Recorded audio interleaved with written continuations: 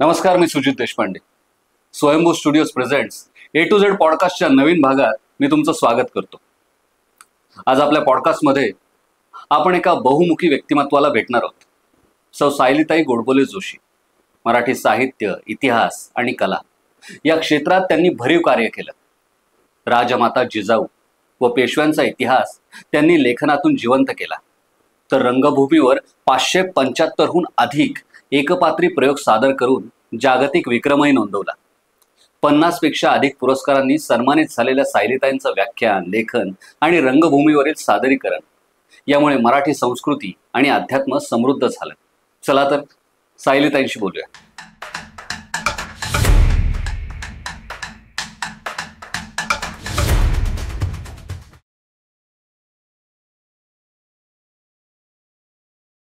ताई, खूप खूप स्वागत. मला सगळ्यात आधी जाणून घ्यायला आवडेल की इतिहासाची आवड लहानपणी कशी निर्माण झाली? सगळ्यात आधी तर गोष्टी ऐकण्यातून आणि आमच्या लहानपणी तरी ऑडिओ कॅसेट्स होत्या. त्यामुळे त्याच्यामध्ये बाबासाहेब पुरंदर यांचं शिवचरित्र ह्याच्या कॅसेट्स इतके वेळा ऐकल्या की ते शेवटी त्याच्यातनं फिल्म बाहेर निघायची वेळ आली. आणि मग हळूहळू करत आवड लागली, वाचनाची आवड होती.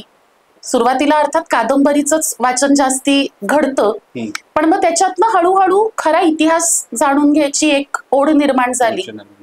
जाणता राजामध्ये काम करायला लागले आणि मग त्याच्यातनं असं जाणवत गेलं की आपण जो वाचतो बघतो त्याच्यापेक्षा खरा इतिहास कागदपत्रात काही वेगळा असतो.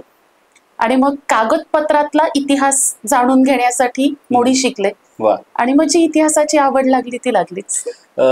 असं काही होतं का? कारण हा माझा स्वानुभव आहे की एक नाटक मी लहानपणी पाहिलं होतं आणि काही महिन्यांपूर्वी मी त्याच्यात कामही केलं. सो जाणता राजाबद्दल तू सांगितलंस, तर असं कधी मनात एक इच्छा तेव्हा निर्माण झाली होती का आपण हे जे महानाट्य बघतो याच्यातला छोटासा पार्ट आपल्याला कधीतरी करायला मिळावा? खरं तर असं नाही घडलं. म्हणजे अशी काही इच्छा निर्माण व्हायच्या आधीच देवदयेने तशी संधीच मिळाली. आणि खरं तर माझी मुळातली आवड चित्रकलेची होती आणि मी नाट्यक्षेत्रात येईन असं मला कधी स्वप्नातही वाटलेलं नव्हतं. पण झालं खरं, म्हणजे दैव तुम्हाला त्या दिशेने घेऊन जातो. आणि बाबासाहेबांबद्दलचा विषय निघाला म्हणून त्यांच्याबद्दलची काही आठवण किंवा पहिली भेट आठवते का?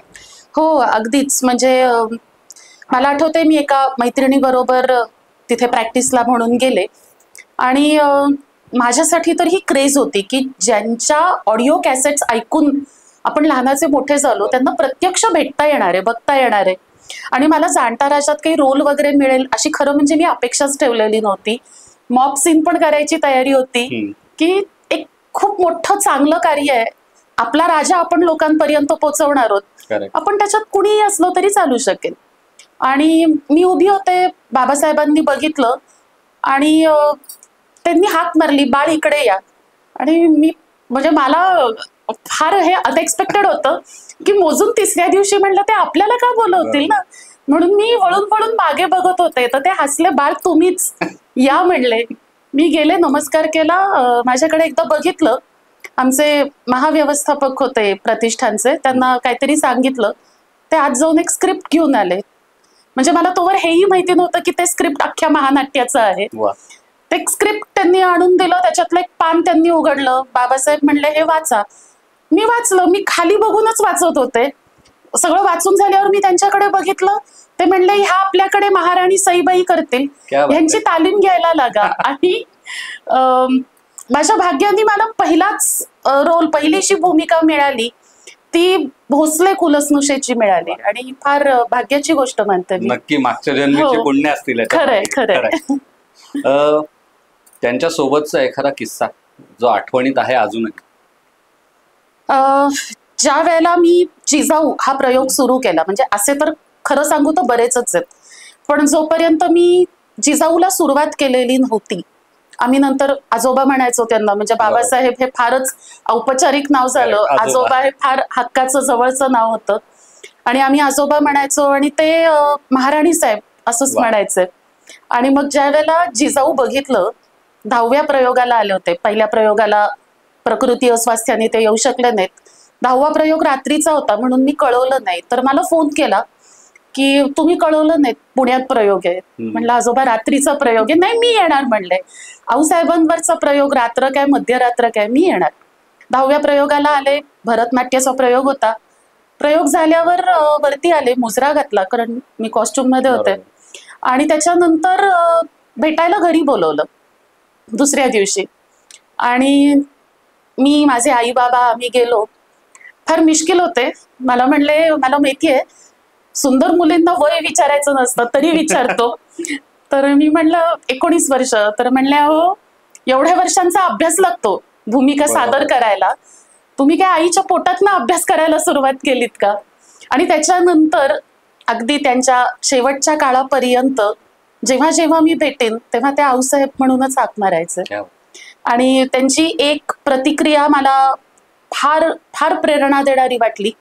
सगळा प्रयोग बघितल्यावर ते म्हणले की मी घरी असा विचार करत होतो की तुमचं वय लहान, म्हणजे आऊसाहेबांच्या वयाच्या मानाने तुमचं वय लहान, तुमची शारीरिक उंची आऊसाहेबांच्या पेक्षा थोडीशी कमीच, आणि रंग म्हणाल तर मस्तानी सारखा, तर तुम्ही कशा काय आऊसाहेब सादर करणार.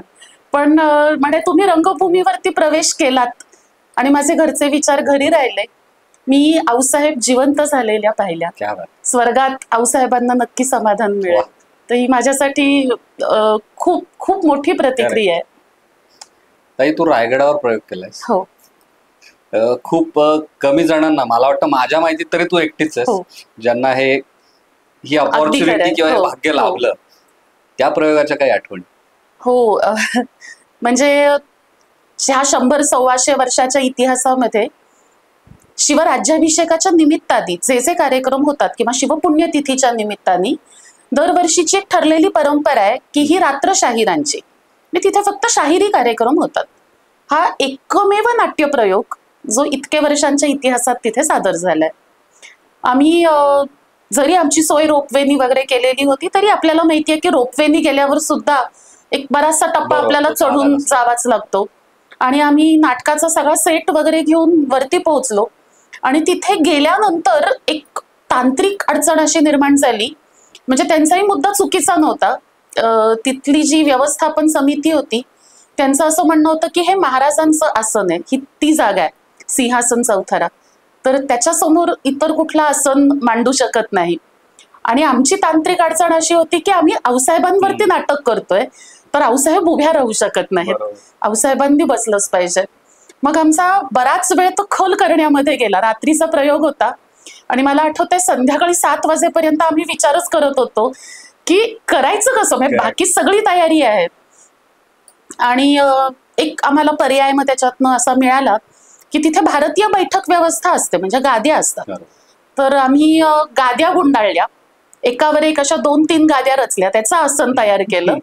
आणि मग दुसऱ्या दिवशी कार्यक्रम, मुख्य कार्यक्रम, त्या कार्यक्रमात नेसायला मी आणि माझ्या आईने छान जरीची इस्त्री केलेली साडी नेली होती.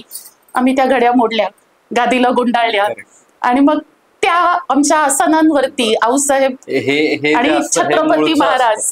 हे मूळचं असं नाटक करणाऱ्यांमध्ये हे जुगाड काहीतरी करून ती गोष्ट एक्झॅक्टली म्हणजे काय म्हणायचं, the show must go on. Correct. तर असं आम्ही केलं. पण त्याच्यातली मला भावलेली एक सगळ्यात सुंदर गोष्ट म्हणजे हा एकल प्रयोग, एकपात्री प्रयोग आहे. त्यामुळे ज्या वेळेला महाराज सिंहासनाधीश्वर होतात त्यावेळेला वास्तविक मी गागा भट्टांच्या भूमिकेत असते. म्हणजे मी छत्र हातात घेऊन ललकारी देत असते. त्याच्यानंतर मी शाहिराच्या भूमिकेत जाते. मी सांगते की महाराज छत्रपती झाले वगैरे. आणि एक असं वाक्य आहे की मानाचा पहिला मुजरा गागा भट्टांनी रुजू केला असं म्हणत मी प्रेक्षकांकडे वळले. समोर जवळपास 7-7.5 हजार प्रेक्षक बसलेले होते आणि मध्यरात्री 1:30ची वेळ होती. आणि मी बघितलं, म्हणलं प्रेक्षक गेले कुठे, आतापर्यंत होते तर सगळे प्रेक्षक उभे राहून रिकाम्या सिंहासनाला मुजरे घालत होते. आणि अक्षरशः अंगावरती काटा आणणारा क्षण होता. सगळा प्रयोग संपल्यावर एक साधारण 102 किंवा 3 वर्षांचे एक आजोबा तिथे मला भेटले आणि अगदी टिपिकल कोकणी व्यक्तिमत्व.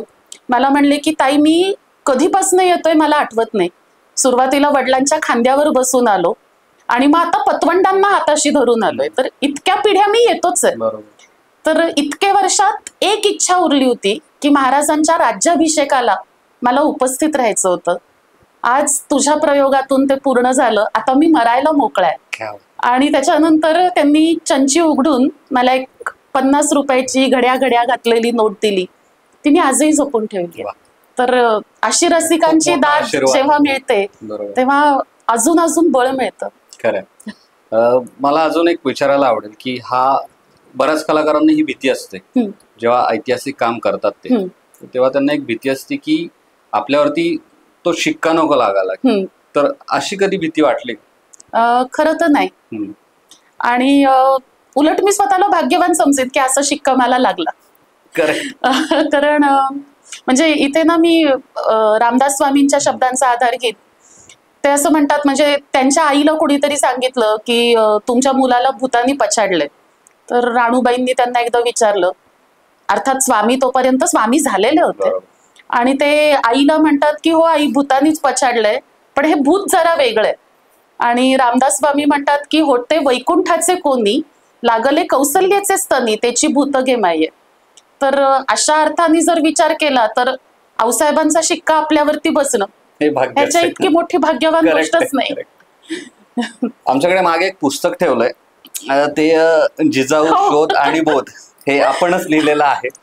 याच्यातून या पुस्तकाच्या प्रवासाविषयी थोडक्यात एक माहिती आम्हाला. हा टप्पा जेव्हा आला पुस्तक लिखाणाचा, खरं तर 2005 साली मी व्यावसायिक जिजाऊ हा एकपात्री प्रयोग सुरू केला.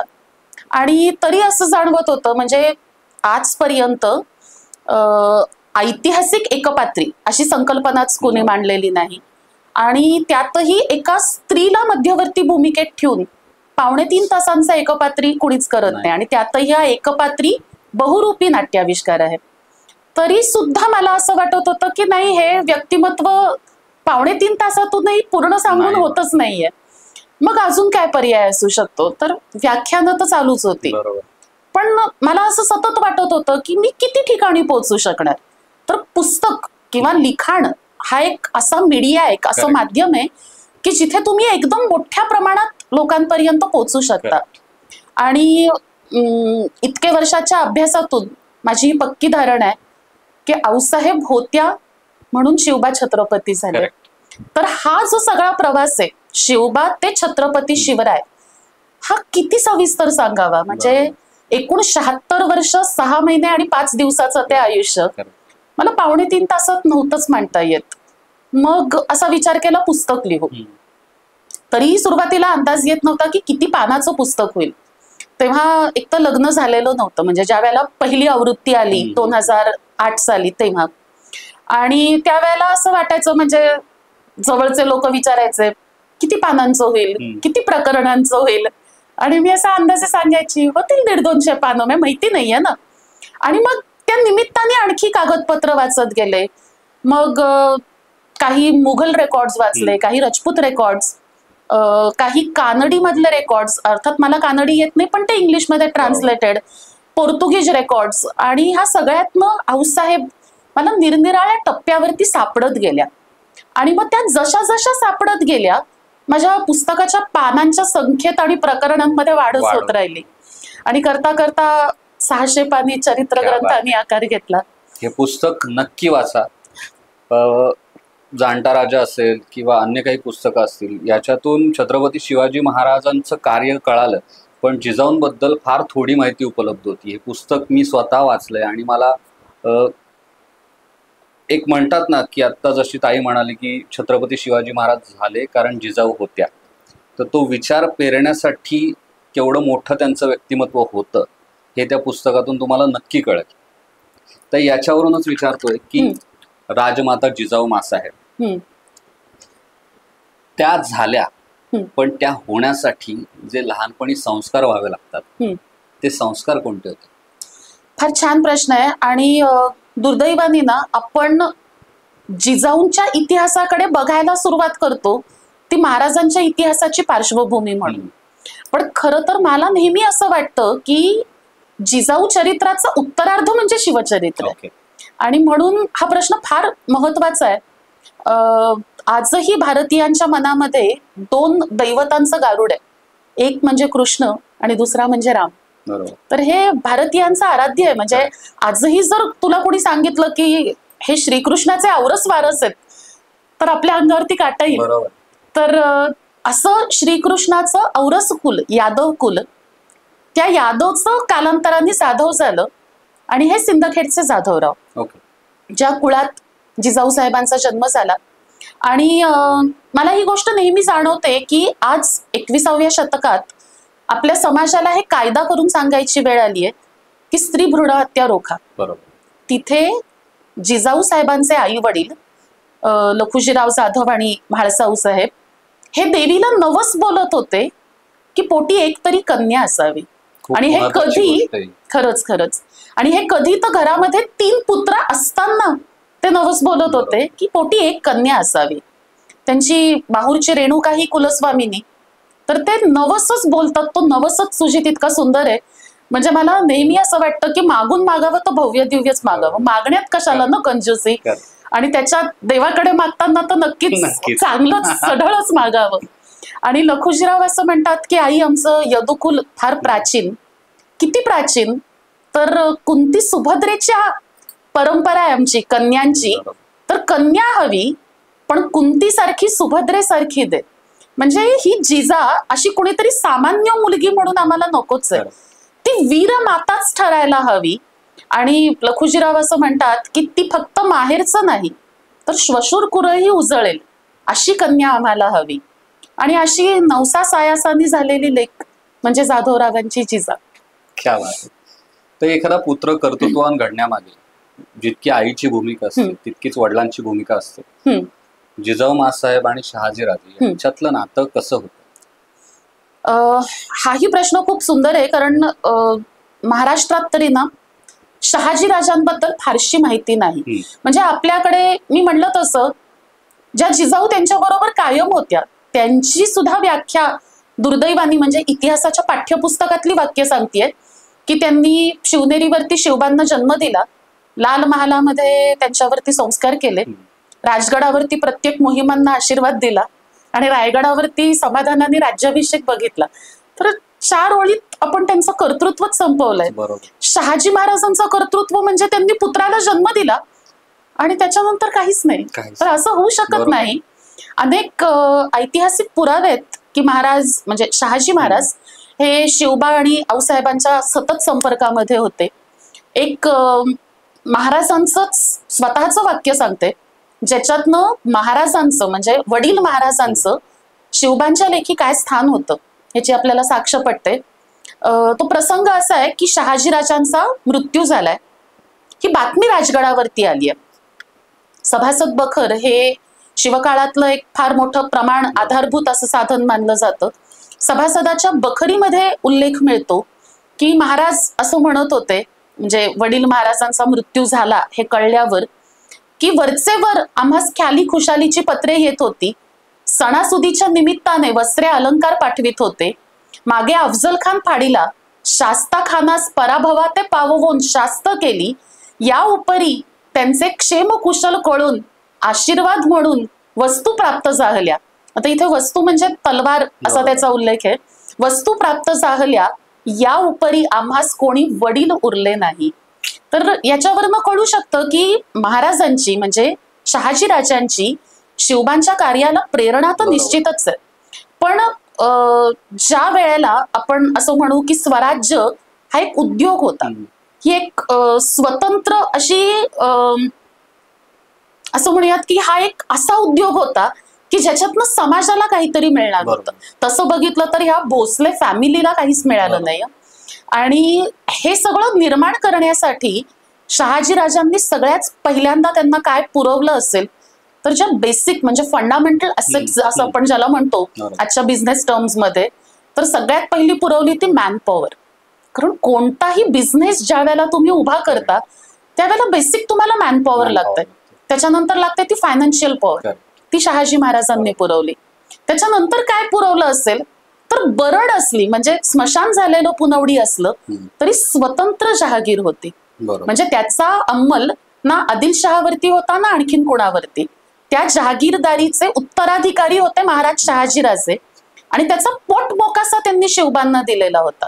म्हणजे त्यांच्या कुठल्याही कारवायांच्या वरती आदिलशहाकडे ती ऑथेंटिसिटीच नव्हती की ते शिवबांना काही जाब विचारतील.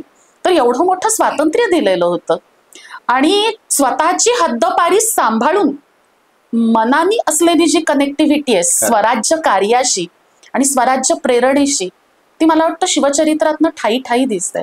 मग ते गनिमी कावा तंत्र वापरणं असो किंवा जे महाराजांचं सल्लागार मंडळ आहे किंवा सुरुवातीचं जे पंत मंडळ आहे, ही सगळी लोक महाराजांनी म्हणजे शहाजीराजांनी शिवबांबरोबर दिलेली आहेत.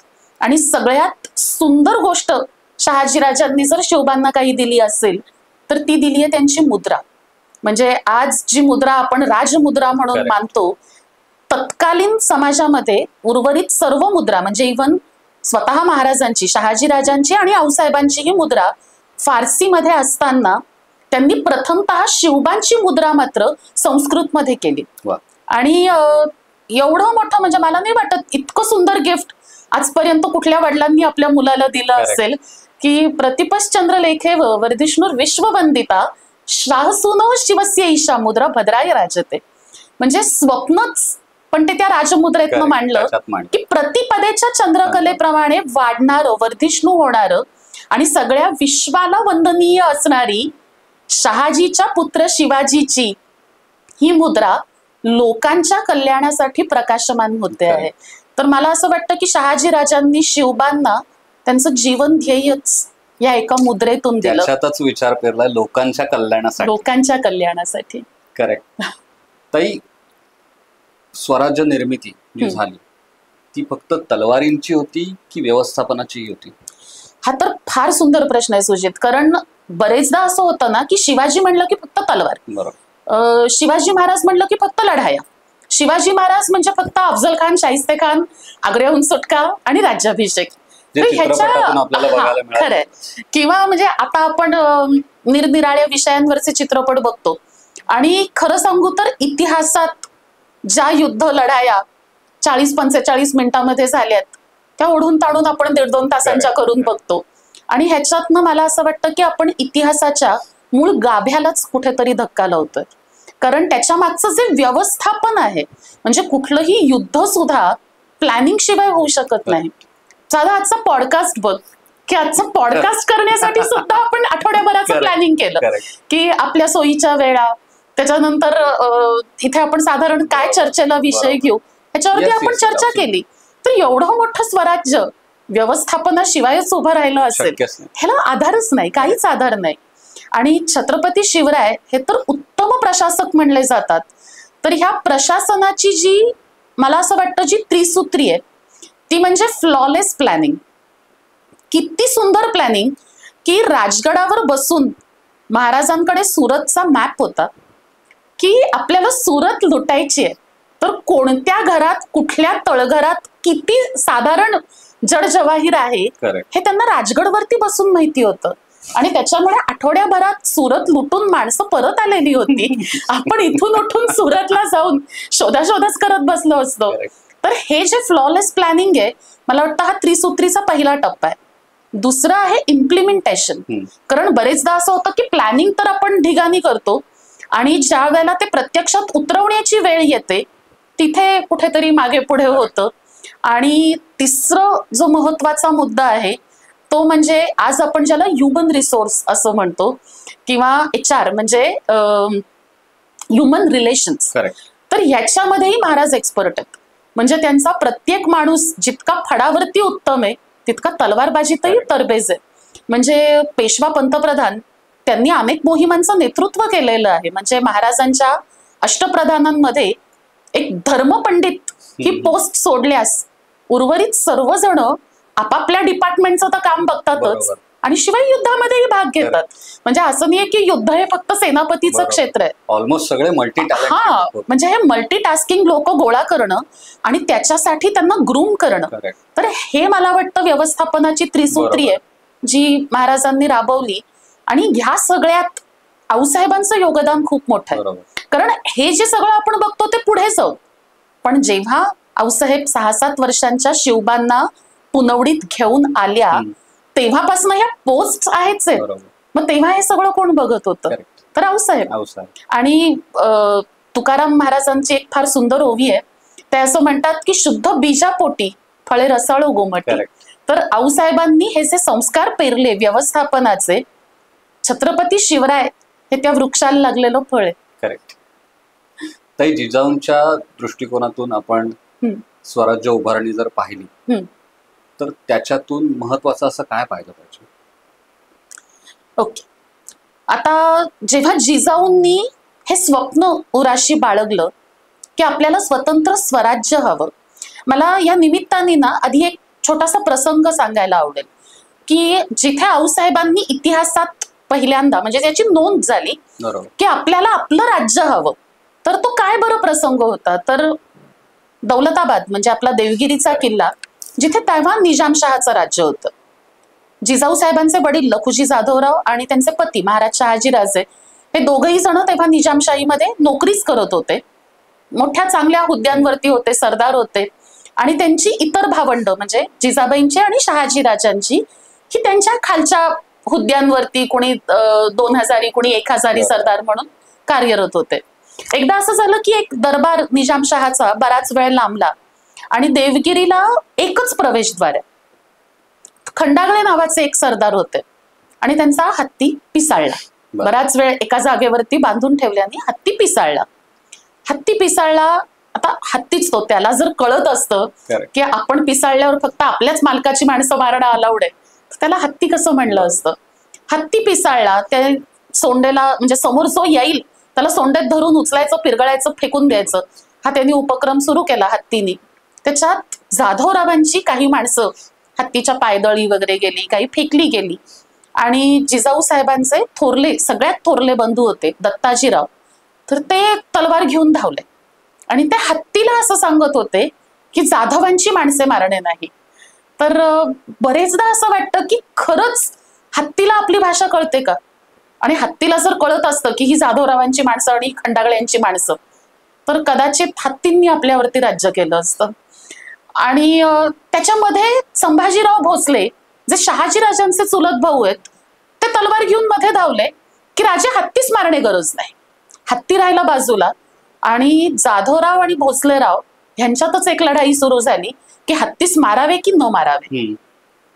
शेवटच्या टप्प्यामध्ये दत्ताजीरावांनी हत्तीची सोंड छाटलीच, हत्तीचं धूळ कोसळलं आणि त्याच्यानंतर त्यांनी संभाजीरावांकडे तलवार वळवली की तुम्ही आम्हास काय म्हणून रोखले, आणि युद्ध सुरू झालं.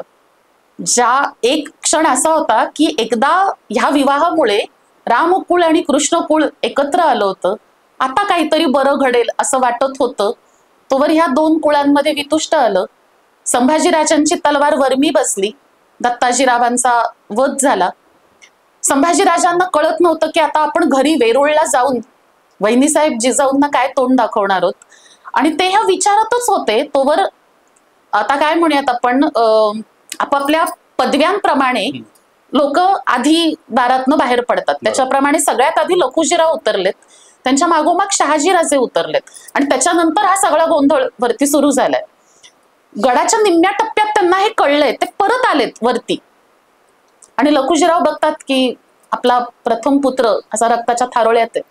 शहाजीराजेही बघतायत आणि त्यांना कळत नाहीये की आता कुणाची बाजू घ्यायची आहे. एकीकडे मेहुणा आहे, एकीकडे भाऊ आहे. आणि संभाजीराजे स्वतःच तलवार टाकतात, लखुजीरावांच्या समोर जाऊन उभे राहतात आणि ते म्हणतात की आम्हाच माराच, कारण आम्ही आता कुणास तोंड दाखवण्याच्या पात्रतेचे उरलो नाही, आम्हाच मारा, उट्टे पूर्ण होईल, म्हणजे सूड पूर्ण होईल. आणि लखुजीरावांनी क्षणाचा विलंब न लावता संभाजीचं मस्तक छाटलंय. आता भोसले रडतायत संभाजीरावांसाठी, जाधव रडतायत दत्ताजीरावांसाठी.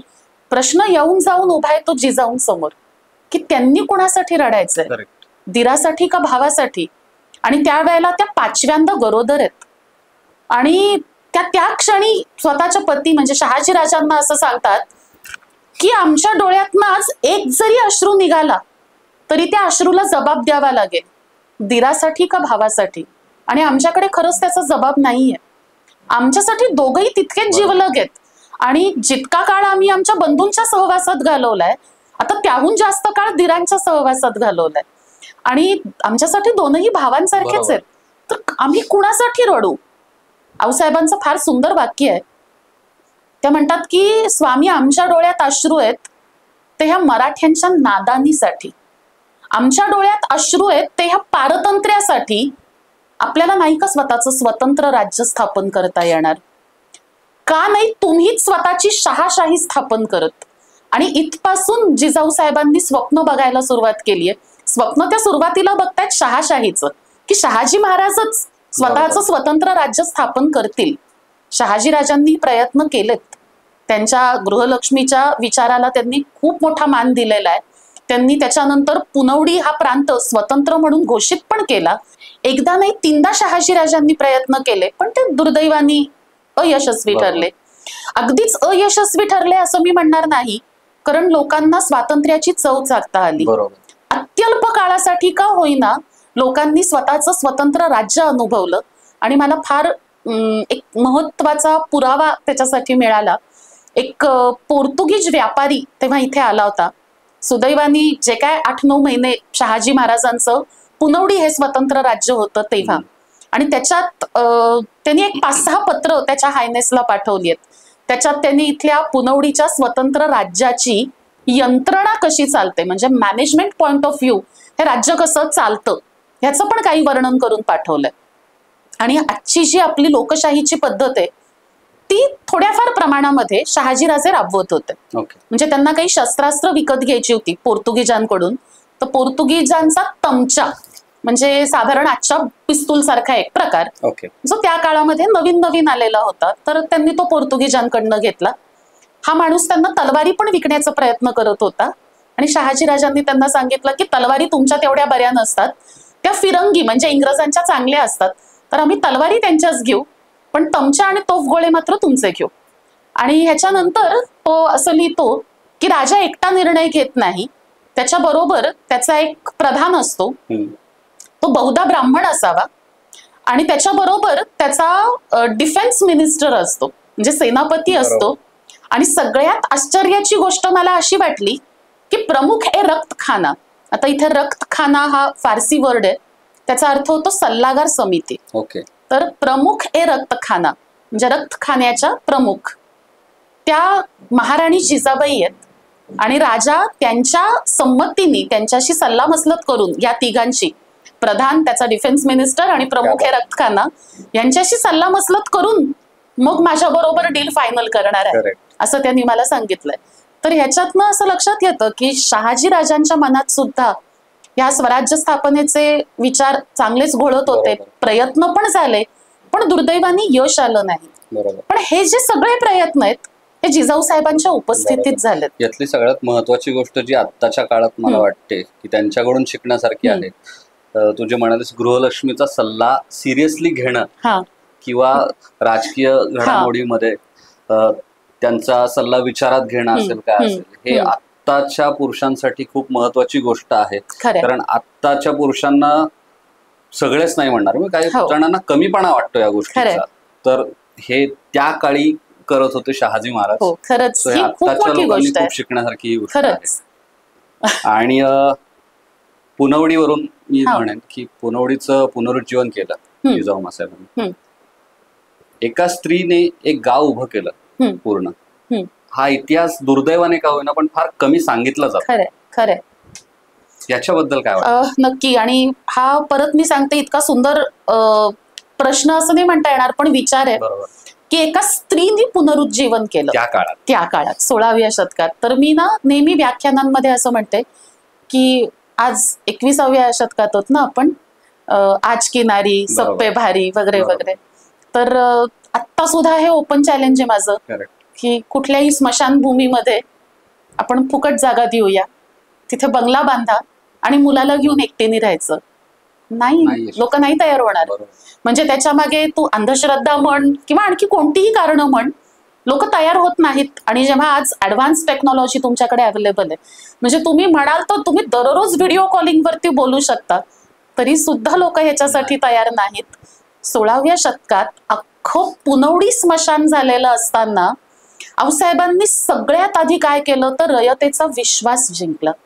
आणि माझ्यासाठी ना ही गोष्ट फार महत्वाची वाटते की लोकांना आधी तिथे राहण्यासाठी विलिंग केलं, पुनरुज्जीवन किंवा पुनर्निर्माण जे म्हणतो ना, ते वास्तूंनी नंतर होतं. कोणत्याही गावाचा लाईव्हलीनेस हा तिथल्या माणसांमुळे असतो. तर आधी माऊसाहेबांनी तिथल्या माणसांना बोलवलं आणि दैवयोगाने म्हण किंवा कसंही म्हण, ज्या वेळेला मातीचे ढिगारे उपसायला सुरुवात केली, स्मशानच झालं होतं ना. 7-8 वर्ष त्या पुनवडीशी कोणाचा काही संबंधच नव्हता. लोक आजूबाजूच्या जंगलांमध्ये जाऊन राहत होती, जगली वाचलेली लोक. आणि जेव्हा आऊसाहेबांनी या कामाला सुरुवात केली, भेंड्यांच्या आवारात, भेंडे नावाचे गृहस्थ आहेत, त्यांच्या आवारामधला गणपती आऊसाहेबांना उघड्यावरती सापडला. आणि आऊसाहेब म्हणतात की झाला हा स्वराज्याचा श्री गणेशा झाला. आणि आऊसाहेबांनी स्वतःच्या डोक्यावर छप्पर उभं करण्याआधी गणरायाचं आसन मांडून दिलं. तर ह्या निमित्ताने ना मला हेही सांगायचंय की आपण खूप सगळं काम वगैरे करत असतो, पण तिथे भगवंताचं अधिष्ठान असलं पाहिजे, तर त्याला यश पण येतं. म्हणजे तुमच्या कामाचा फक्त उद्देश असंच नाही, त्याच्यामध्ये लोकांचं सहकार्य असंच नाही, पण त्याच्यामध्ये एक दैवी अधिष्ठान असावं. कसबा गणपतीच्या रूपात ते दैवी अधिष्ठान आऊसाहेबांना पहिल्यांदा सापडलं आणि आऊसाहेबांनी पुनर्निर्माण सुरू केलं. पुनर्निर्माणामध्ये घरदारं कशी बांधली हे सांगण्यामध्ये मला खरंच फार मोठा काही रस वाटत नाही, पण आऊसाहेबांनी जी रचना केली आहे ना ती फार सुंदर आहे. आणि त्यांनी वेगवेगळे घाट बांधून दिलेत. म्हणजे एका नदीचं पाणी आपण वापरणार, तर ती नदी त्याच्यामध्ये चामडं धुतलं गेलं की ते पाणी पिण्यासाठी शुद्ध नाही. हा जर आधुनिक विज्ञानाचा विचार असेल तर 16व्या शतकात आऊसाहेबांनी तो आधी ऍक्च्युअल अंमलात आणलेला होता की आधी मुळामुठेचं पाणी संपूर्ण गाव वसाहतीला मिळेल, मग चांभारांना, मग कुंभारांना आणि तत्पश्चात महारांना, आणि त्याच्यानंतर ते पाणी पुढे वाहतं होईल. म्हणजे पिण्याचं पाणी शुद्धच असलं पाहिजे. तर पुनर्निर्माणामध्ये म्हणजे आजच्या भाषेत आपण ज्याला टाउन प्लॅनिंग असं म्हणतो, ह्या बेसिक गोष्टी आहेत की माझ्या राज्यातली माणसं ही सुदृढ आणि निरोगीच असली पाहिजेत. पुण्याच्या मध्यातनं त्यावेळेला अंबिल ओढा नावाचा ओढा वाहत होता. आता एक 4 वर्षापूर्वी आपण बघितलंच, ओढा जिवंत आहे अजूनही, आणि त्याच्यामुळे पुण्यात केवढा हाहाकार माजला तेही आपण बघितलं. शिवकाळात असं एकदाही घडत नाही. त्याचं कारण आऊसाहेबांनी केलेलं व्यवस्थापन, आणि हे आऊसाहेबांचंच, कारण शिवबा तेव्हा 6-7च वर्षांचे आहेत. आणि आऊसाहेबांनी संपूर्ण गाव वसाहतीच्या बाहेरनं हा अंबिल ओढा फिरवला. आज आपण ज्याला पर्वती किंवा दांडेकर पुलाचा तो भाग म्हणतो, तिथून आऊसाहेबांनी हा ओढा फिरवला आणि तो मुळामुठ्याला आणून जोडला. म्हणजे ओढ्याचा वापर तर होईल, पाणी तर मिळेल, पण त्याच्यामुळे गाव दुभंगणार नाही आणि मधल्या काळात जी काय पूरग्रस्त परिस्थिती निर्माण झाली तशीही होणार नाही. आणखीन एक पुनर्निर्माण करताना आऊसाहेबांनी केलेली गोष्ट म्हणजे खडकवासल्याच्या धरणाची जागा आऊसाहेबांनी निश्चित केली आहे. आणि ही गोष्ट आपल्याला खरंच फारशी कोणाला ठाऊकच नाहीये. आणि त्या काळातही तिथे एक मातीचं धरण होतच. आता हे जे धरण येतं ते त्यावेळेच्या पासलकर, ही जी फॅमिली आहे सरदार पासलकर, त्यांच्या क्षेत्रात येणारं स्थान होतं. तर त्यांनी बाजी पासलकरांना असं सांगितलं की बाजी, स्वराज्य कार्यासाठी थोडी जमीन हवी. तेव्हा पासलकरांनी असं सांगितलं, प्राण दिलेत, जमिनीचं काय घेऊन बसलात. तर मला असं वाटतं की ही जी माणसं जोडण्याची कला आहे ना आऊसाहेबांकडे, त्यातनं हे स्वराज्य उभं राहिलं.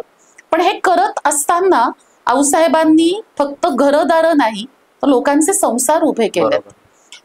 त्या सगळ्यामध्ये त्यांनी सगळ्यात पहिली गोष्ट काय केली असेल तर फायनान्शियल इंडिपेंडन्स. पुनर्निर्माणामध्ये फक्त लोक आणून वसवणं एवढाच अर्थ अभिप्रेत नाही. तर सुरुवातीला पहिली 5 वर्ष शेतसारा, म्हणजे आपण ज्याला आजच्या भाषेत टॅक्स म्हणतो, तोच गोळा केला नाही.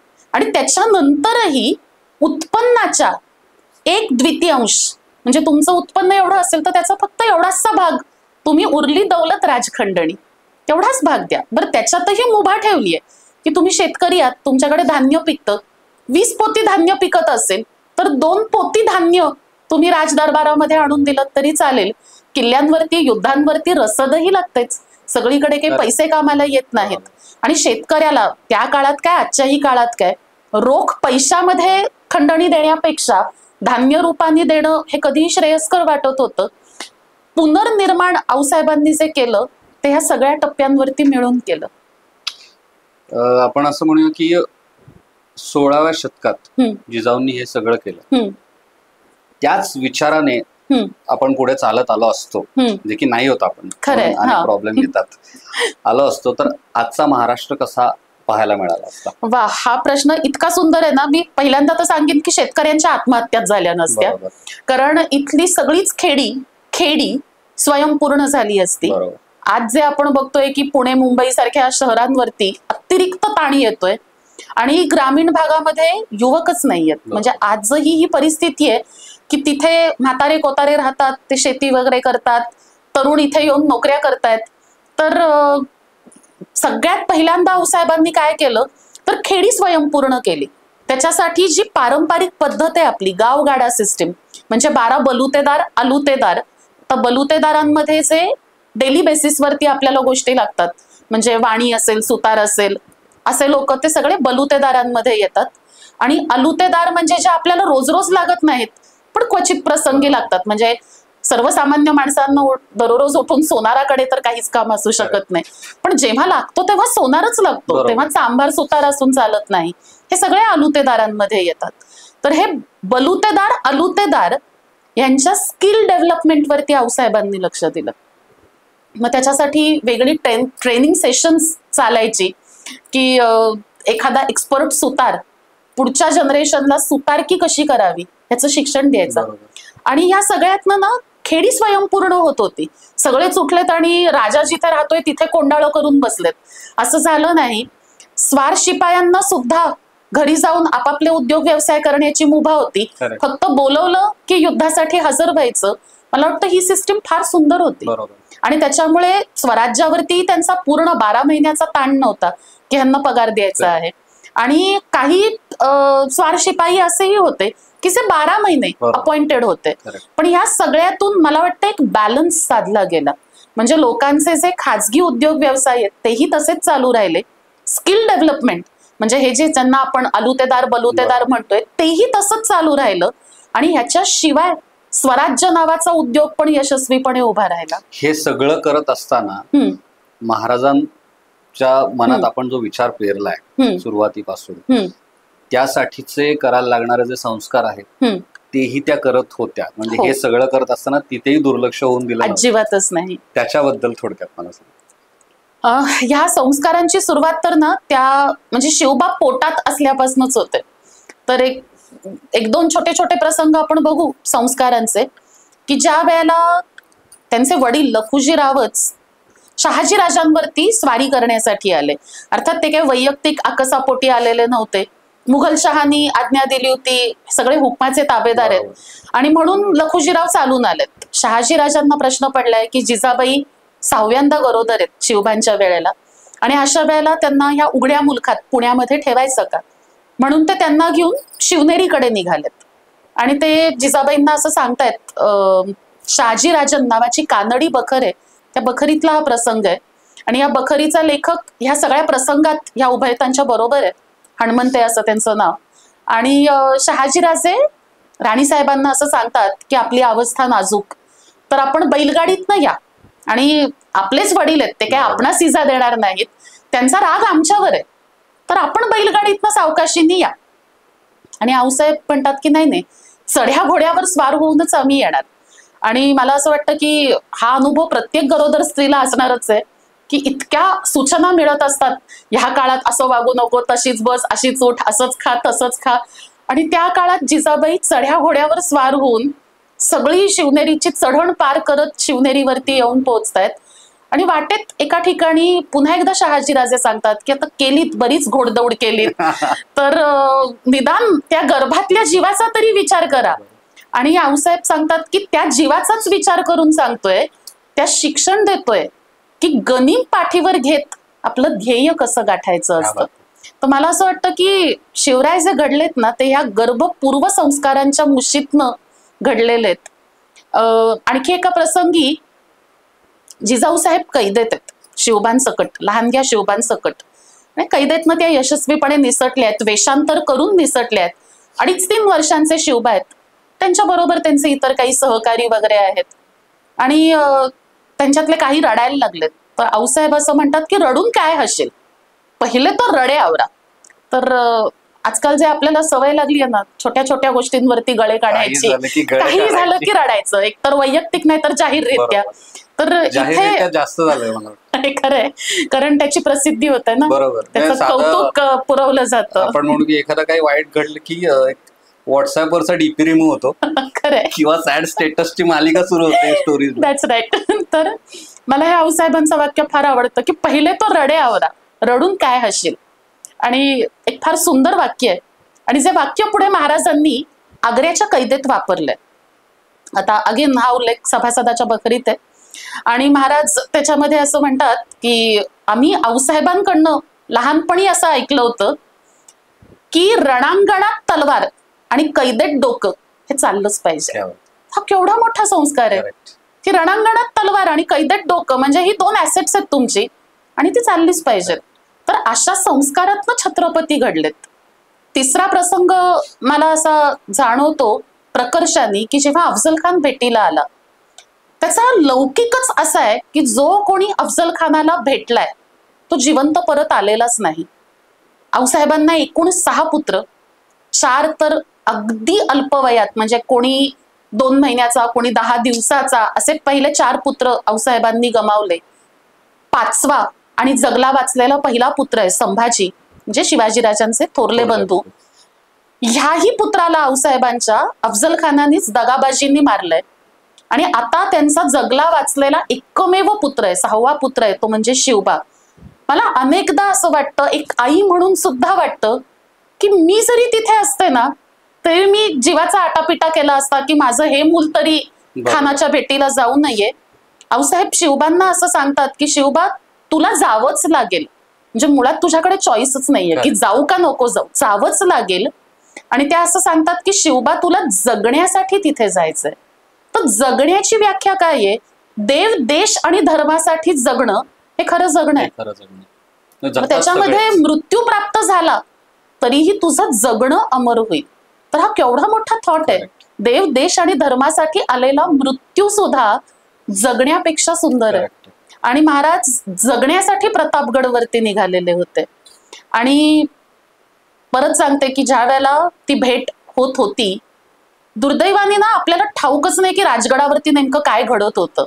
साधा विचार कर की तू एखाद्या संकटात आहेस, तर तुझी आई काय अशी रिलॅक्स बसूच शकत नाही ना रे, ठीक आहे बघेन सुजित काय ते, तो आहे तेवढा टॅलेंटेड आहे, असं होऊच शकत नाही. ती आई आहे, ती भले बाहेरनं कितीही दाखवेल की नाही नाही ठीक आहे मी, पण आतून कुठून तरी तुटणार ना.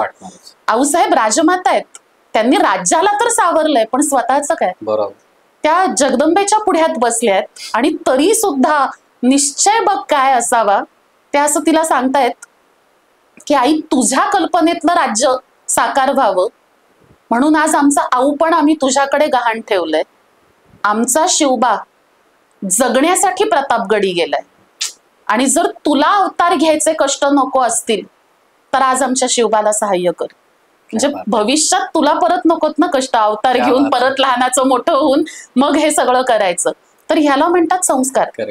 आणि अशा संस्कारातनं जेव्हा एखादा माणूस घडतो तेव्हा मला असं वाटतं कोणत्याही छत्रपतीची साष्टांग मूर्ती तयार होत असते. आणि त्याच विचारातनं मी म्हणेल, जसं तू म्हणाली की पुत्र जगायला जातो तिकडे, म्हणून आजही 350 वर्ष होऊन गेली तरी आपण महाराजांबद्दल बोलतो, छत्रपती शिवाजी महाराज, छत्रपती संभाजी, या सगळ्यांबद्दल आपण आजही बोलतो, अभिमानानं बोलतो आणि सांगतो. तर ते जगले म्हणून आणि जगण्याचा विचार त्यांनी पेरला म्हणून. ह्याच विषयावरनं ना मला हे निश्चित सांगायचंय की छत्रपती संभाजी महाराज यांच्या जरी त्या आजी असल्या तरी त्यांचं सगळं बालपण त्यांच्या छत्रछायेखाली गेलंय.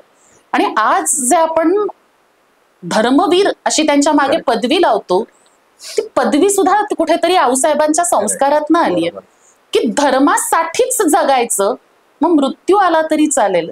म्हणजे मृत्यू सुद्धा ओशाळा बनतो, असा एखादाच क्वचितच मृत्यू असतो. आणि मी खरंच म्हणते म्हणजे ना मराठी माणसाला डिप्रेशन मध्ये जाण्याचा नैतिक अधिकार नाहीये. असे आपल्यावरती ना खरंच काही प्रसंग आलेले नाहीत की ज्याच्यातनं अगदी आपल्या जीवावरच बेतलेलं आहे. माझं म्हणणं की तुम्हाला गुगल करून मोटिवेशनल स्टोरीज सर्च करण्याची गरजच नाहीये. आपल्याकडे एवढे मोठे लोक आहेत, त्यांच्याबद्दल मी म्हणतो जेव्हा डिप्रेशन एखादं पान वाचलं तरी हा, पण पुढे मी 20 वर्ष त्याच्यात एक पूर्ण एक जातात. गोष्ट नक्की ऍड करीन, ऑथेंटिक माहिती वाचा. करेक्ट. कारण कपोल कल्पित कथा त्याच्यातनं सिरियल्स बद्दल बोल. हा ऍक्च्युली सो त्याच्यातनं ना मोटिवेशन मिळत नाही. तर खरा इतिहास नक्की वाचा आणि तो जसा आहे तसाच वाचा. Correct. आणि आजकाल ना व्हॉट्सअप युनिव्हर्सिटी हे इतकं मोठं प्रस्थ झालंय ना Correct. की म्हणजे मला अनेकदा असं कळत नाही की लॉजिक नावाचा बरोबर. काही भाग असतो का नाही. बरोबर. म्हणजे 100 किलोची तलवार, अरे असं होतं की तलवार घेऊन दुसऱ्याला मारायचंय रे. बरोबर. 100 किलोची तलवारच उचलण्यात सगळी शक्ती वाया गेली. तर कधी घोड चढायचा, कधी शत्रूशी लढायचं आणि कधी लढाई करायची. तर थोडं तरी लॉजिक आपण वापरावं. तर ह्या अशा गोष्टी वाचण्यापेक्षा ना खरा इतिहास वाचा. आणि मला वाटतं महापुरुष हे तुम्ही न्यूट्रल होऊन तुम्ही जाणून घेतले पाहिजे. अगदी खरंय. म्हणजे हा जो मुद्दा आहे ना, मला नेहमी असं वाटतं की एक संस्कृत वचन आहे, बरोबर. गुणेषु नच लिंगम नच वयः. तर माणसाचे गुण बघावेत. त्याचं वय, लिंग, जात, पंथ, धर्म या सगळ्याच्या परे असतात बरोबर. काही माणसं. तर त्यांना विशिष्ट जातीत, समाजामध्ये खरंच अडकवू नये. Correct. कारण राष्ट्रीयत्वाची जी भावना आहे ना, ही भावनाच किंवा किंबहुना मी असं म्हणेन राष्ट्रीयत्वाचं स्वप्न एका मराठी मुलीने पाहिलं, ते एका मराठी स्त्रीनी जगवलं आणि एका मराठी मातेनी ते पूर्णत्वाला गेलेलं पाहिलं. क्या बात. तर हा सगळा प्रवास एकाच स्त्रीचा आहे. एकाच स्त्रीचं. एका लहान कन्येपासून, स्त्रीपासून मातेपर्यंत टप्प्याटप्प्यावर ती ते स्वप्न जगत राहिलीये, आजीपर्यंत म्हणेन. आजीपर्यंत. आणि या निमित्ताने मला एक छोटीशी गोष्ट सांगायची आहे, जी जाधवरावांच्या बखरीतली आहे आणि फार ना कुणाला माहितीच नाही ही गोष्ट. आपण सोयीसाठी त्या गोष्टीची जी नायिका आहे तिचं वय 6 असं धरू. त्याचं कारण मी नंतर सांगते. बालपणातली गोष्ट आहे ही. आणि ही मुलगी कोण आहे तर जाधवरावांच्या वाड्यातली एकुलती एक नवसानी मिळालेली मुलगी, अर्थात जिजा. आणि जशी 5-6 वर्षाची मुलगी भावला भावलीचे खेळ खेळते तशी तीही खेळतीये. आणि तिचा भावला राजा आहे आणि ती एकदम रडत मुसमुसत आईच्या महालात येते. तिला 1 जन्मदात्री आणि 3 सावत्र अशा आई आहेत. पण चौथी मत्सर नाही, त्या काळातली ती पद्धतच आहे. आणि सगळ्यांचीच ती लाडकी आहे, कारण एकुलती एकच मुलगी आहे ना. आणि ती रडत आली म्हणजे फारच काहीतरी भयानक झालंय. आणि प्रत्येक आई आपापल्या परीने समजूत काढतीये. आणि जिजा ठामपणाने सांगतीये की माझा भावला राजा आहे आणि त्याला बसायला सोन्याचं सिंहासन हवंय, आत्ताच्या आत्ता आणा. आणि त्याच्याशिवाय की मी भावला लग्नाला उभा करत नाही. आणि प्रत्येक आई समजूत घालतीये की जिजा सिंहासन कुठून मिळणार ना. तर कोणी म्हणतं तुला चौरंग देतो, कोणी म्हणतं की चल चौरंग नको, आपल्याकडे कृष्णाचा झुला आहे सोन्याचा तो देतो. मला ना एक असं नक्की वाटतं की आऊसाहेबांच्या चरित्रातनं काय शिकावं तर खाली संकल्प करो, विकल्प मत करो. तर ऑप्शन्स, आजकाल ना आपण इतके ऑप्शन्स ओरिएंटेड झालोय ना की संभव एकतर आपली शिक्षण पद्धती म्हणजे उत्तरांसाठी सुद्धा विकल्प देतात. करेक्ट. आणि त्याच्यातनं तुम्हाला योग्य पर्याय निवडायचा असतो. घ्या ना परीक्षा आणि योग्य तोच पर्याय मुलांनी निवडून देत ना. चॅट जीपीटी पण आलं. हो ऍक्च्युली. तर त्याच्यामध्ये जिजा असं सांगते की राजाला सिंहासनच पाहिजे, पर्याय असूच शकत नाहीत ना. बरोबर. चौरंग काय, झोपाळा काय, पाळणा काय हे पर्याय झाले. आणि पर्याय मला मान्यच नाहीयेत. माझा भावला राजाच आहे. आणि त्या असं विचारतात की तुम्हीच ना गोष्टी सांगता रामाच्या, कृष्णाच्या. तुमचा कृष्ण कधी चौरंगावर बसला? तो सिंहासनावरच बसतो. राम सिंहासनावरच बसतो. माझाही भावला बसेल तर सिंहासनावरच बसेल. आणि त्यांच्या जन्मदात्री आऊ आहेत, परत तेच शुद्ध बीजापोटी. करेक्ट. आणि त्या म्हाळसाऊ आहेत, त्या सांगतात की जिजा रडून हट्ट करून सोन्याचं सिंहासन मिळत नाही. त्याच्यासाठी पाया लागतो तो निष्ठेचा, पराक्रमाचा आणि प्रसंगी त्यागाचा. आणि त्याग म्हणजे कशा कशाचे त्याग तर गरजच पडली तर प्राणाचेही त्याग. एवढी तयारी असेल तर सोन्याचं सिंहासन घडवावं लागेल, मिळत नसतं. ठीक आहे, हट्ट करून मागून मिळवण्याची गोष्ट नाहीये. आणि सामान्यतः ना म्हणजे मी सुद्धा आई म्हणून कधीतरी हे करतेच की असं खूप काहीतरी बडाचडाके सांगायचं आणि विचारायचं हवंय का आता. म्हणजे स्वाभाविक उत्तर येतं नाही, नकोच, मग एवढे सगळे करायचं असेल तर कशाला ना. पण ती जिजा आहे ना, तिने डोळे पुसलेत आणि ती म्हणते की हो आता तर सिंहासन हवंच आणि तुम्ही म्हणता तसा पाया आम्ही घालू सिंहासन मागणार नाही, मिळवणार नाही, आम्ही घडवणार. आणि एक ना एक दिवस असा उजाडेलच उजाडेल की ज्या दिवशी आम्ही आमचा भावला राजा सिंहासनावरती बसवू. मध्ये 70 वर्षांचा काळ गेला रे, थोडी थोडकी नाही. म्हणून मी म्हटलं ना, हे स्वप्न एका मुलीनी पाहिलं, स्त्रीनी जगलं आणि मातेनी पूर्ण होताना पाहिलं. आता मी सांगते 6च वर्ष पकडण्याचं कारण काय, राज्याभिषेक प्रसंगी आऊसाहेबांचं वय 76 वर्षांचं. आपल्याला हिशोब करायला सोपं म्हणून करेक्ट सरळ सरळ 70 वर्ष एकच भलं मोठं ध्येय घेऊन ते ध्येय जगवण्यासाठी आणि पूर्णत्वाला नेण्यासाठी प्रयत्न करणं ही गोष्ट अजिबातच सोपी नाही. स्वराज्याचं स्वप्न आऊसाहेबांनी पाहिलं, महाराजांनी साकार केलं आणि संभाजीराजांनी ते वर्धिष्णू केलं. पण ते सगळं एक त्याची सुरुवात झाली की मला सिंहासन हवं. आणि त्या कथेतून सुरुवात होत होत आपण महाराजांच्या 32 मण सोन्याच्या सिंहासनापर्यंत येतो. आता सांगतानाही माझ्या अंगावरती काटा येतोय की काय तो क्षण असेल, एक आई म्हणून तो काय अपूर्व क्षण असेल. म्हणजे इतिहासकार लिहितात की आऊसाहेबांच्या नेत्रीच्या धारा थांबता थांबत नव्हत्या. किती स्वाभाविक आहे. बरोबर. 70 वर्ष जेव्हा ते ध्येय पूर्तीसाठी तुम्ही प्रयत्न करता आणि जेव्हा ते स्वप्न 32 मण सोन्याचं रूप घेऊन तुमच्या समोर उभं राहतं, तेव्हा मला असं वाटतं की त्याच्यानंतर त्यांना आयुष्यात जगण्यामध्ये फार रसच उरला नाही. आयुष्याची इतिश्री झाली. म्हणजे याचसाठी केला होता अट्टाहास, सगळं स्वप्न पूर्ण झालं. पण अशी ही माणसं ना फार दुर्मिळ असतात की इतकं भव्य दिव्य स्वप्न बघायचं, आसमानीच नाही सुलतानीही संकटांना तोंड द्यायचं आणि स्वप्न आपल्याच हयातीत पूर्ण होताना बघायचं. तर ही फार भाग्याची गोष्ट होती आणि आऊसाहेबांनी ती घडवून आणली. ताई, एक महत्वाचा प्रश्न आता, जसं आपण म्हणालो की त्यांचा इतिहास आतापर्यंत मी म्हणेल नाहीच पोचला, त्याचप्रमाणे आहे आतापर्यंत. तर आताच्या पिढीने काय शिकावं त्यांच्याकडून? मला असं वाटतं ना की एक स्त्री म्हणून स्त्रीत्वाचा कुठेही बाऊन न करता, म्हणजे ना त्यांनी कधीच कुठलं आरक्षण मागितलं नाही. स्त्री म्हणून कोणतंही एक्सक्यूज दिलं नाही की मी एक बाई आहे, एक स्त्री आहे. पण त्या स्त्रीत्वाची ढाल तर त्यांनी नक्की केली. तर ही जी डिप्लोमॅटिक वृत्ती आहे ना, ही नक्की शिकावी की आपलं स्त्रीत्व आपल्याला वापरता पण आलं पाहिजे.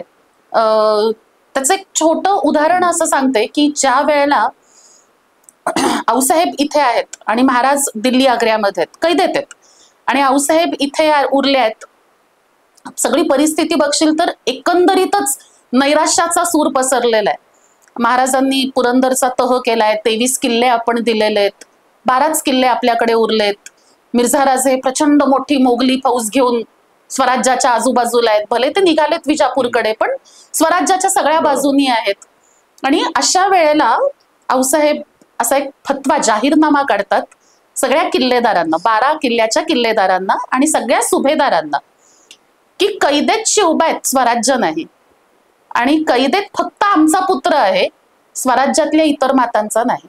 तर स्वराज्यातल्या इतर मातांनी आपल्या पुत्रांना लढण्यासाठी प्रेरणा द्यावी. तर ही केवढी मोठी गोष्ट आहे रे, की वैयक्तिक स्त्री म्हणून विचार केला तर फक्त माझा मुलगा तिथे, इतरांनी रडण्याचं काही कारण नाहीये आणि आपापले उद्योग सोडू नका. बरं, एवढं करून त्या थांबत नाहीत. 2 प्रसंग असे आहेत की जेव्हा महाराज कैदेमध्ये आहेत, आऊसाहेबांनी किल्ले जिंकलेत आणि स्वतः लढाई करून जिंकलेत. आऊसाहेब स्वतः मोहिमेचं नेतृत्व करतायत. पहिला तर किल्ला आहे रांगणा, जेव्हा महाराज दिल्ली आग्र्याच्या कैदेमध्ये आहेत. आणि दुसरा किल्ला आहे व्याघ्रगड, आज आपण ज्याला वासोटा म्हणतो, तेव्हा महाराज पन्हाळ्याच्या कैदेमध्ये आहेत. मला गंमत याची वाटते की ज्या वेळेला आऊसाहेबांनी रांगणा किल्ला जिंकलाय त्यांचं वय 65च्या पुढे आहे. आणि आजकाल आपल्याकडे ना अशी टेंडन्सी आहे की VRS घ्यायची आणि आता निवांत आयुष्य जगायचं. आऊसाहेब 76व्या वर्षापर्यंत कार्यरत आहेत आणि त्याच्यात त्यांना आनंद मिळतोय.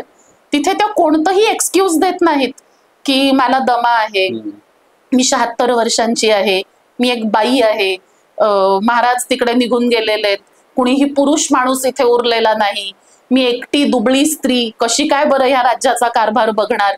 त्या समर्थपणे बघतात. आणि ह्याची प्रचिती मिर्झा राजांच्या एका पत्रातून येते. पत्र 2 भाषांमध्ये. दोन याच्याच म्हणजे दोन वेगवेगळीच पत्र आहेत. आज आपण जसं मेलमध्ये सीसी ठेवतो सॉर्ट ऑफ, एक जे पहिलं पत्र आहे ते औरंगजेबाला लिहिलेलं आहे, ते फारसीमध्ये आहे ऑफकोर्स, आणि दुसरं पत्र त्यांचा जो मोठा मुलगा आहे रामसिंग त्याला लिहिलेलं आहे आणि ते मारवाडी भाषेत आहे आणि ते राजपूत रेकॉर्ड्स मध्ये आहे. आणि वर्ड टू वर्ड पत्र सेम आहे, जे औरंगजेबाला लिहिलंय तेच. आणि पत्रात इतर बरेच मुद्दे आहेत. जो महत्वाचा मुद्दा मला वाटतो ना तो असा आहे की आऊसाहेबांनी नुकता रांगणा जिंकलाय. मिर्झा राजे तिथेच आहेत, कारण कर्नाटक, महाराष्ट्र आणि गोवा याच्या बॉर्डरवरती येणारा किल्ला आहे रांगणा. आणि मिर्झा राजांची फौज साधारण तिथेच आहे आणि त्यांना कळलंच आहे, लगेचच कळलंय की झेंडा रात्रीत बदलला गेलेला आहे. आणि मिर्झा राजे पत्र लिहित आहेत आणि ते असं सांगतात औरंगजेबाला की जहापनांना भीती नक्की कोणाची आहे हे त्यांनी एकदा ठरवावं. जर भीती शिवाजी नावाच्या राजाची असेल तर तो तुमच्याच कैदेत आहे, त्याला मारा, तुमची भीती पण संपेल. पुढचं त्यांच्याच शब्दात सांगते, ते असं म्हणतात की अगर खौफ स्वराज का है तो वो खौफ अभी भी जिंदा है, जब तक उसकी बूढ़ी माँ राजगढ़ पे जिंदा है, यहाँ घर घर शिवाजी पैदा होगा और ये मराठों का मुलुक उनका स्वराज पाकर ही रहेगा. मला असं वाटतं की एका स्त्रीची कमाल आणि किमान मर्यादा काय असते, म्हणजे टिपिकल पारंपरिक विचारधारेप्रमाणे चूल आणि मूल, तर घर घर शिवाजी पैदा होगा म्हणजे चूल आणि मूल बघणारी, पण त्या बाईचं कर्तृत्व एवढं अफाट आहे की ती घरात स्वतःचं मूल निर्माण करू शकते. मला वाटतं हे त्यांच्यातल्या राजमातेचं रूप आहे. बरोबर. तर स्त्रीची कमाल आणि किमान मर्यादा आऊसाहेबांनी कायम दाखवली. स्त्रीत्व कुठेही आड न येता स्त्रीचं स्त्रीत्व हा त्यांनी राज्याचा आधार, बॅकबोन बनवला आणि स्वराज्य मातृमुखी बनलं. ते मला वाटतं आऊसाहेबांच्या विचारधारेमुळे. ताई, हे तू एवढं पुस्तक लिहिलेलंच आहेस, तू अजून एक जिजाऊंवरती पुस्तक लिहितीये जे मला वाटतं व्यवस्थापन आणि गर्भसंस्कार याशी रिलेटेड आहे, त्याच्याबद्दल थोडक्यात, आणि ते कधी येते? प्रकाशित झालंय हे पुस्तक 8 मार्च 2005 प्रकाशित झालं हे पुस्तक. आणि या पुस्तकाचं नाव आहे जिजाऊसाहेब भोसले, कथा मातृत्वाची, गाथा आदर्श पालकत्वाची. तर पालकत्व, आणि मला असं वाटतं आजकालच्या पिढीला हे फार टास्क वगैरे वाटायला लागलंय. आपल्या आधीच्या पिढ्यांनी हे फार सहज म्हणजे जाता येता करण्याची गोष्ट खूप रेअरली असायचं. खरंय. आणि म्हणजे मला ना हे नेहमी जाणवतं की महागाईच वाढती असं नाही, मुलांसाठी आई पण महाग व्हायला लागली, वेळ या दृष्टिकोनातनं मी म्हणतेय. आणि इथे मात्र आऊसाहेब 100% यशस्वी ठरलेत. आणि फक्त शिवबांचं नाही, शिवबाच्या रूपात म्हणजे जे जे लोक त्यांच्या समोर आले, शिवबाच्या रूपात म्हणण्याचं कारण असं आहे की त्यांचा मोठा मुलगा आहे संभाजी, तो कर्नाटकात आहे शहाजी महाराजांबरोबर. तर सगळ्याच लोकांना अपत्यवत मानायचं आणि त्यांच्यात भेदभाव करायचा नाही, ही फार दुर्मिळ गोष्ट आहे रे. म्हणजे अनेकदा असं होतं की आईचा सुद्धा आपल्याच 2 अपत्यांमध्ये एखाद्यावरती कल, जोर जरा विशेष असतो. बाजीप्रभू देशपांड्यांच्या कैफियतीमधला प्रसंग आहे. पावनखिंडीत काय घडलं आपल्या सगळ्यांना माहिती आहे, ते सगळे डायलॉग सगळ्यांना पाठ आहेत. एक का आपण हे स्किप करतो मला माहिती नाही, कारण कदाचित ते महाराजांच्या रेफरन्सने नाही. आणि मला हे परत परत जाणवतं की इतिहास हा आपला समूह महाराजांच्याच अवतीभोवती घिरट्या घालतोय, पण ती चौकट थोडी अजून विस्तारली तर त्याच्यात आऊसाहेब पण निश्चित येतील. बाजीप्रभू महाराजांना सांगतायत की आपण पुढे व्हा, खिंडीतनं पुढे जा. महाराज ऐकत नाहीयेत आणि एका निर्णायक क्षणी बाजी असं सांगतायत की मला अजून आठवतोय मी स्वराज्याच्या सेवेत दाखल झालो, म्हणजे मॉक इंटरव्ह्यूची पद्धत असणार त्या काळात आणि ते रॅपिड फायर राऊंड सारखी असणार ही, आणि ती स्वतः आऊसाहेब घ्यायच्या. बाजीप्रभू असं सांगतात की मला आठवतंय आऊसाहेबांनी आम्हाला भराभर काही प्रश्न विचारले आणि त्याच्यात एक प्रश्न असा होता की इमान कोण जातीचं, आणि क्षणाचा विलंब न लावता आम्ही असं सांगितलं होतं आऊसाहेबांच्या पायाशी लेकराच्या जातीचं. तर कोणत्याही सर्वसामान्य माणसाला राजमाता ही आपली आई वाटावी, मला वाटतं हा त्यांचा सगळ्यात मोठा विजय आहे. हीच गोष्ट राजगडचे किल्लेदार होते शिळीमकर, बरीच वर्ष आहेत हे किल्लेदार, विठोजीराव त्यांचं नाव. आणि हे सगळे लोक तर रायगडला निघून गेले, किल्लेदार तर तिथेच राहिले राजगडचे. आणि आऊसाहेब पाचाडलायत आणि त्यांना असं कळलं की विठोजीरावांनी लेकीचं लगीन पोस्टपोन केलंय लांबवलंय, दिरंगाई केली आहे आणि पत्र पाठवलंय. पत्र उपलब्ध आहे आणि ते आपल्या मराठा इतिहास संशोधन मंडळामध्ये शिवकालीन पत्रसार संग्रहामध्ये हे पत्र उपलब्ध आहे. पत्राचा मूळ मजकूरच असा सुरू होतो की आम्हास आऊसाहेब म्हणता, ऐन वक्ताला आईच विसरत असाल तर या उपर आम्हास आऊसाहेब न म्हणणे आणि पत्र पावता क्षणी टाकोटाक मुजऱ्यास हजर होणे. आणि शेळीमकर उपस्थित झालेत. वर्णनच असं मिळतं की एका गावात 4 शत्रू लोळवणारा माणूस ढसाढसा रडतोय, कारण आऊसाहेबांनी सांगितलं इथून पुढे आऊसाहेब म्हणायचं नाही. तर याच्यापेक्षा जीव तुटणारी गोष्ट आणखी काही असूच शकत नाही. आणि विठोजीराव उभेत आणि आऊसाहेब म्हणतात की तुमची लेक म्हणजे आमची कोणीच नाही का, आमची नात आहे ना, कशापायी लगीन थांबवलं. आणि विठोजीराव म्हणतात की सध्या तेवढा पैसा नाही गाठीशी. तर आऊसाहेब असं म्हणतात की नातीचं लगीन आजी असताना थांबेलच कसं. तुम्हा सगळे वस्त्रालंकार, 500 माणसाची जेवण सामुग्री आणि रोख 2000 रुपये होऊन दिले असे लगीन सिद्ध करणे आणि हे करणार असाल तरच आम्हास आऊसाहेब म्हणणे. तर ह्या छोट्या छोट्या गोष्टीतनं दिसतं की पालकत्व निभवणं म्हणजे काय असतं.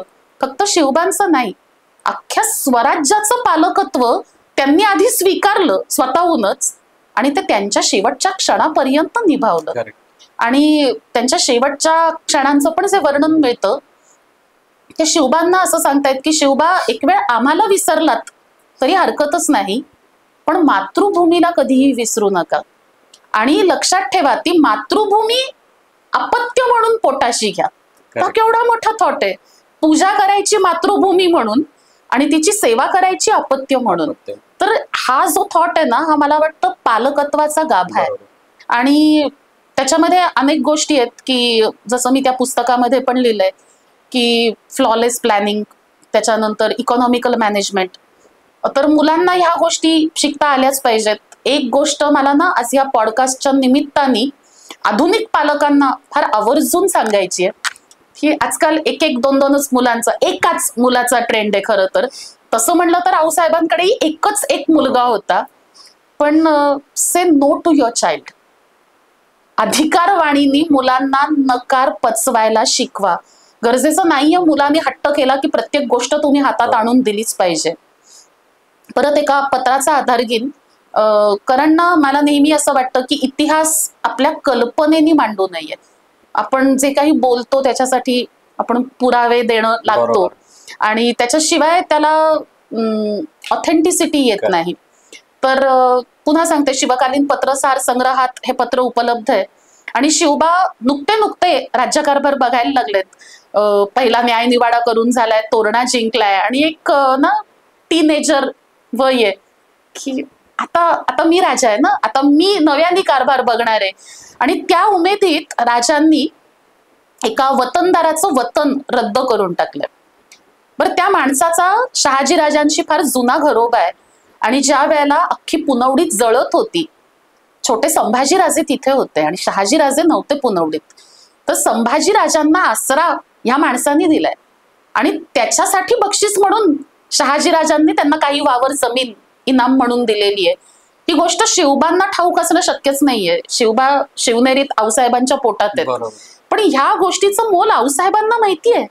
त्यांचा पहिला मुलगा ह्या माणसामुळे जिवंत परत मिळालाय आणि शिवबांनी ते वतन तडकाफडकी रद्द करून टाकलंय. तसं पत्र गेलंय त्यांना आणि त्या वतनदारांनी पण काही न बोलता ते मान्य केलंय. आऊसाहेबांचं हेरखातं इतकं चखोट आहे की त्यांनी परस्पर त्या वतनधाऱ्याला पत्र लिहिलंय आणि त्याच्यामध्ये ना त्या असा स्पष्ट उल्लेख करतात की आम्ही स्वतःचं नाव वगैरे लिहिलेलं आहे, सकल सौभाग्य संपन्न वज्रचूडे मंडित श्रीमंत महाराणी जिजाबाई साहेब भोसले आणि वजीर महाराज शहाजीराजे, आम्ही दिला आपला वतनाचा न्याय कायम असे, चिरंजीव शिवबांचे खुर्द खताचा उजूर न करणे, त्यांनी पाठवलेले खुर्द खत रद्द समजणे. म्हणजे शिवबा मोठे झालेत, राज्यकारभार बघतायत म्हणजे मनमानी करतील असा त्याचा अर्थ नाही. म्हणजे तुमचा कंट्रोल पण हवा पालक म्हणून. आणि परत दुसरं एक पत्र आहे, आणखी एक अंमलदार आहे, देशमुख आहे आणि तो त्याच्या राज्यामध्ये काय त्याच्या वतनदारीच्या भागामध्ये जुलूम जबरदस्ती करतोय, अशी काही उदाहरणं कानावरती येत आहेत. आणि आऊसाहेब सांगतायत की आत्ता समज देत असो तो समजूनच नाही, पेस्तर बोभाट आला म्हणजे बोल नाही, नंतर चिरंजीवांनी काही कथला केल्यास खटखट न करणे. म्हणजे नंतर आमच्याकडे याल तर काही होऊ शकत नाही, आत्ता वेळ आहे, आत्ता समजावून सांगतोय तर ऐका. म्हणजे असं नाही की दरवेळेला मी शिवबाला डावलू आणि तुम्ही आलात तर तुम्हाला जवळ धरू. जी बाजू योग्य न्यायाची असेल, मग तिथे शिवबा जरी मध्ये आले तरी मी शिवबांचा मुलाहिजा ठेवत नाही, आणि जी बाई स्वतःच्या पोटच्या पोराचा मुलाहिजा ठेवत नाही ती इतरांचा काय म्हणून ठेवेल. तर मला असं वाटतं की ही जी न्यायाधिष्ठित वृत्ती आहे, मग त्याच्यामध्ये अगदी छोट्यातल्या छोट्या गोष्टीपासून, भ्रष्टाचार करण्यापासून, खोटं बोलण्यापासून एन नंबर ऑफ गोष्टी येतात. तर हे जे सत्व आहे हे पालकांनी मुलांपर्यंत पोचवायला हवं. दुर्दैवानी आपण असं म्हणतो की शिक्षण पद्धतीमध्येच हे नाही, तर गरजेचं नाहीये. सगळ्या गोष्टी ऑफिशियल शिक्षणातून येत नसतात, आणि मुलं ही ना फार सुंदर कॉपी करणारी लोक असतात. म्हणजे ती बघतात की मोठं माणूस घरातलं कसं वागतं आणि ते कॉपी करतात. म्हणजे ना आपल्याकडे एक झेरॉक्स कंपनी आहे, त्यांचा ब्रँड आहे मोठा, आणि त्यांचं असं वाक्य आहे की आम्ही चक्क कॉपी करतो. तर लहान मुलं ही चक्क कॉपी करणारी असतात सुरुवातीच्या काळात तर नक्कीच. तर त्या वेळेलाच पालकांनी त्यांच्या समोर रोल मॉडेल म्हणून उभं राहावं की बाप से बेटा सवाईच व्हायला हवा. त्याच्यासाठी आधी पालकांनी आदर्श व्हायला हवं, आणि पालकांनी म्हणतानाही स्पेसिफिक आईनी, कारण काळ कितीही बदलला नसू तरी कुटुंब किंवा मुलांचं संगोपन, त्यांचं अपब्रिंगिंग याच्यामध्ये जितकं कॉन्ट्रीब्यूट आई करू शकते तेवढे इतर कुणीच नातेवाईक नाही करू शकत. त्याचं सगळ्यात मोठं कारण असं आहे की पहिले 9 महिने ते मूल फक्त आणि फक्त आईच्या सहवासात असतं. आणि म्हणून जे मी परत परत म्हणतेय की शिवबा हे गर्भपूर्व संस्कारातनं आलेलं प्रॉडक्ट आहे. तर इथून जे संस्कार सुरू होतात ते तुमच्या आयुष्याच्या शेवटच्या टप्प्यापर्यंत असतात. म्हणून खास करून आई पालकांनी तर मी सांगेन की तुम्ही आधी जिजाऊ व्हायचा प्रयत्न करा. याचा अर्थ बाबा पालक ह्या सगळ्यातनं सुटले असा होत नाही, तर त्यांनी शहाजी होण्याचा प्रयत्न करावा. जसं तू मगाशी म्हणलास ते वाक्य खरंच फार सुंदर होतं, आणि मला ना त्या गोष्टीचा विशेष आनंद वाटला की एक पुरुष असून तू हे मान्य केलंस की पुरुषांच्याकडे थोडासा तो इगो असतो की बायकोचा सल्ला ऐकायचा, किंवा बायकोला राजकारण असं नाही पण आपण असं म्हणू की आपल्या प्रोफेशन मध्ये इतक्या मोठ्या प्रमाणात सहभागी करून घ्यायचं, आणि त्याच्यात परत तिचा सल्ला ऐकायचा, आणि फक्त ऐकायचा नाही तो इम्प्लिमेंट करायचा.